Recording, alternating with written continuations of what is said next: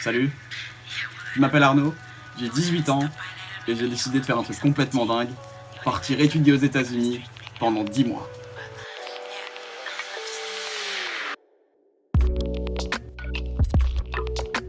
À l'heure où je tourne cette vidéo, on est le 16 août 2021 et je m'apprête à commencer ma valise puisque mon départ approche, puisque je pars dans 3 jours. En effet, grâce à l'organisme Web Belgium, j'ai la chance de pouvoir partir aux États-Unis étudier pendant 10 mois pour faire une seconde terminale en high school. Et comme je suis un mec plutôt cool, j'ai décidé de vous partager ça via mes réseaux sociaux. Je vais donc vous emmener avec moi au Michigan pendant 10 mois pour peut-être vous donner à vous aussi l'envie de vous lancer dans ce type d'aventure.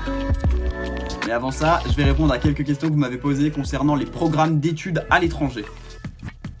Alors, première question qui revient assez souvent, tu pars combien de temps ? Personnellement, j'ai pris la décision de partir pendant 10 mois afin de profiter un maximum de mon expérience et de pouvoir passer une véritable année aux États-Unis. Bien évidemment, il y a la question de l'organisme. Avec quel organisme je pars ? Puisque comme vous le savez, il faut souvent prendre un organisme qui vous aidera à tout organiser puisque c'est très conséquent de faire ce type d'échange. Personnellement, comme j'ai dit précédemment dans la vidéo, je pars avec Web Belgium. Une autre question qui m'a aussi très souvent été posée, c'est combien de temps tu t'y es pris à l'avance pour ton dossier ? Alors ce qu'il faut savoir, c'est que ce type de démarche prend énormément de temps. Moi, je me suis inscrit déjà assez tard, puisque je me suis inscrit en novembre 2020 pour partir pour l'année 2021-2022. Donc il faut compter à peu près 9 mois avant le départ pour commencer les démarches, et c'est très important de s'y prendre le plus tôt possible. Alors j'ai aussi une question qui m'a fait sourire, je dois dire. Tu auras le droit à ton téléphone pour un traducteur qui t'aiderait. Alors ce qu'il faut savoir, c'est que ce type d'échange a pour but d'être mis complètement dans la panade. On est envoyé dans un pays avec une langue qu'on ne connaît pas et le but c'est que le cerveau s'adapte très rapidement.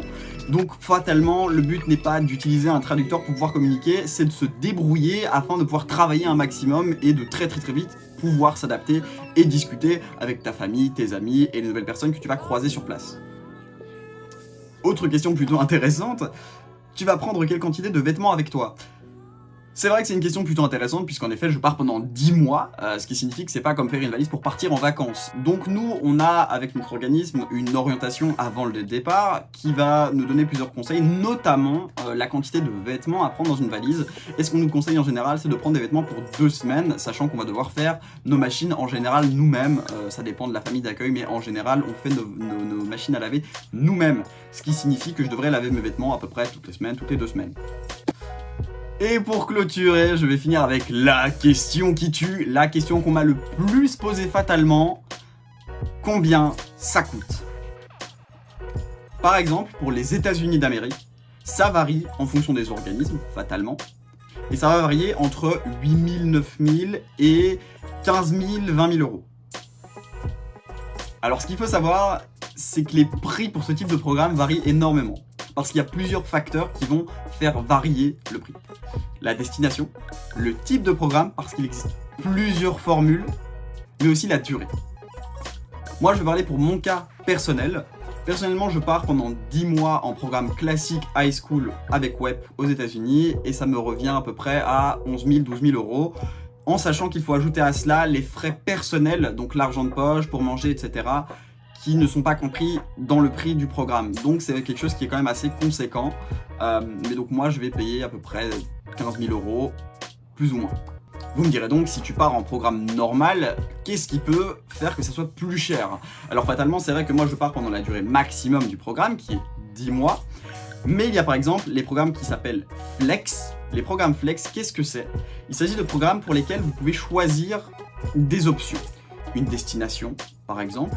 Un sport, par exemple en particulier, si vous faites du ski en haut niveau ou un sport qui n'est pas spécialement très répandu et que vous n'allez pas retrouver dans toutes les écoles américaines comme du basketball ou ce genre de sport-là, vous pouvez payer plus cher pour les demander et les avoir à coup sûr quasi. Maintenant, ce type de demande ne peut pas forcément être respecté et dans le cas où cette demande n'est pas respectée, vous serez remboursé de la différence et vous partirez comme un programme classique. Voilà, j'ai répondu à peu près toutes les questions qui me sont le plus souvent revenues. Maintenant, si vous avez d'autres questions à me poser, n'hésitez pas à me les poser soit par message privé sur Instagram ou même dans les commentaires de la vidéo YouTube et j'y répondrai avec grand plaisir dans une prochaine vidéo ou directement par message texte. N'hésitez pas à vous abonner à mes comptes Instagram et TikTok qui seront dans la description parce que j'y partagerai également des parties de mon aventure qui ne seront pas fatalement sur YouTube.